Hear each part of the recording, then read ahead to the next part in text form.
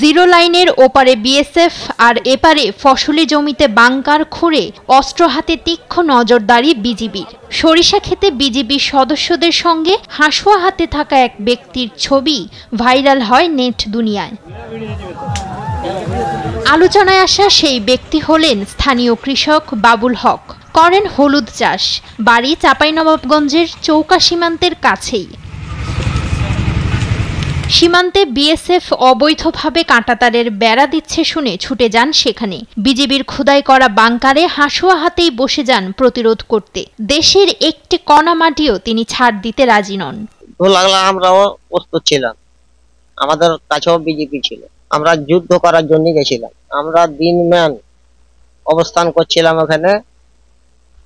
ওরাও বিএসএফ ললদেরা ওদিকে জনগণ আছে, ওরাও হেসে লাঠি দেখেছে, তখন আমরাও বিজেপির ওখানে আমরাও প্রস্তুত ছিলাম। দেশ যুদ্ধ লাগলে দেশে সব সময় আমরা প্রস্তুত।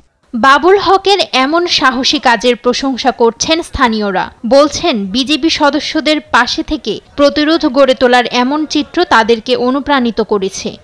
2-3 দিন থেকে সীমান্তে বাংলাদেশ বিজিবি বিএসএফ উত্তেজনা তৈরি হয়েছে। উত্তেজনা তৈরির কারণ হচ্ছে আন্তর্জাতিক নিয়ম অনুযায়ী সীমান্ত পিল থেকে 150 মিটার বাইরে কাঁটাতারের বেড়া নির্মাণ করতে হবে, কিন্তু সেখানে 50 মিটার বাইরে ওরা নির্মাণ করছিল।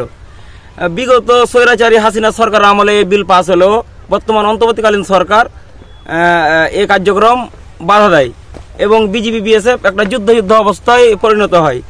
সেখানে আপনারা ইতিমধ্যে খেয়াল করেছেন, আমার এক চাচা হাসা হাতে দাঁড়িয়েছিল। সবসময় প্রস্তুত আছি দিন রাত 24 ঘন্টা তাদের মোকাবেলা করার জন্য। দেশের প্রয়োজনে ঝাঁপিয়ে পড়তে কৃষক বাবুলের এমন সাহসিকতা সবার মাঝে অনুপ্রেরণা যোগাবে, এমনটি মনে করেন চাঁপাইনবাবগঞ্জবাসী। নিউজ ডেস্ক, দেশ টিভি।